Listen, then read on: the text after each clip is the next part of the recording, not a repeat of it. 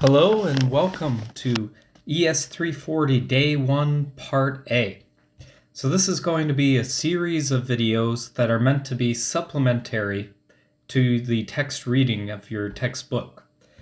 So I obviously am encouraging you very much to go and actually read your textbook, but these will kind of cover some of the highlights of the textbook.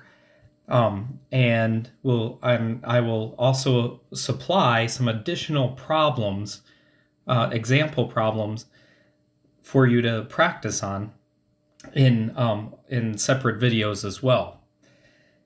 Your textbook is a great resource, so I'm not going to hark on it too much, but you should definitely be using the textbook.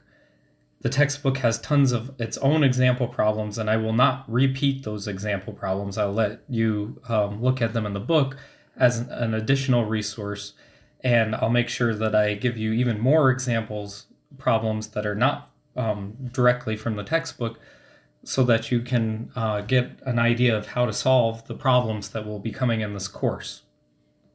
So everything is really going to be based on your textbook, your homeworks, your quizzes, your exams. All of those problems are going to be drawn from your book. And so if you get the idea of how to solve these problems, then you should be good when you come to quiz and exam time. Now, I wanted to start out the course by just talking briefly, and this is going to be part A there's going to be a part B and part C for day one, but part A, really, why do we care about thermodynamics to begin with? So I wanted to start by tracing back the Greek roots of the word thermodynamics. So the first part of that from Greek is therm, which means heat, and dynamis, which means power. So when you combine those, it's heat and power. And the reason for that is really that you're using heat to produce power or work. And that's going to be a key component of this course. You're going to see that we're going to be using heat to produce some useful power, useful work. We're going to see the limitations of that through the second law of thermodynamics. We're going to understand also the first law of thermodynamics, of course, which has to do with the conservation of energy. So all of these things are going to come into play, and heat is a form of energy.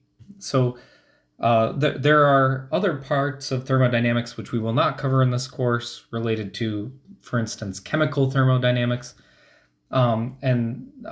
which aren't necessarily directly related to heat, although heat plays a role there too.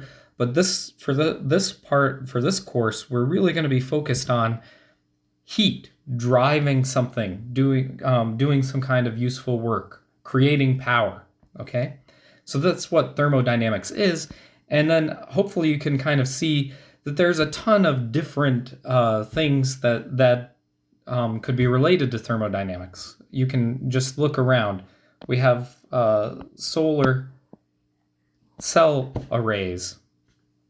We have refrigerators. We have vehicle engines. We have turbines, which create electrical power, right? We have turbines for engines. The heart, if we're going to go to biomedical type of applications, right?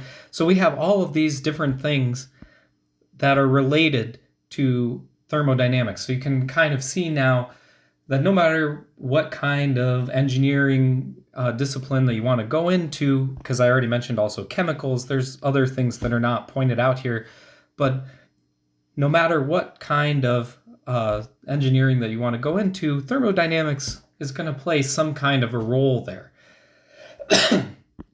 And so this is why thermodynamics is important. As a final thing on this video, what I want to mention is that is the naming of these files, because I am going to also give you the files as well, the notes that go along with the videos. And that the naming system, as you can see up at the top of the screen there, it's going to be ES340, which is the name of the course. And for day 1, I'm going to have a D, so D1. And for part A, it's going to be P, so PA. Okay, so the next video will be D1 PB, because that'll be our Beef video. Glad that you were able to sit down and hear my spiel about why thermodynamics is important. Now we'll move on to some other important topics for the day. Hope to see you soon.